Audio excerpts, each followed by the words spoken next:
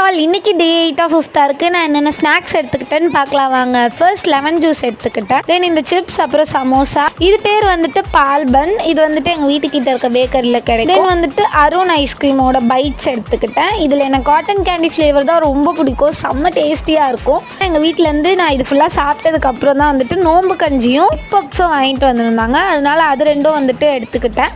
இதெல்லாம் தான் இன்னைக்கு நான் எப்போ ஸ்நாக்ஸாக எடுத்துக்கிட்டேன். இந்த வீடியோ பிடிச்சிருந்துச்சுன்னா மறக்காமல் லைக் பண்ணிடு, சப்ஸ்கிரைப் சேனல். பாய்.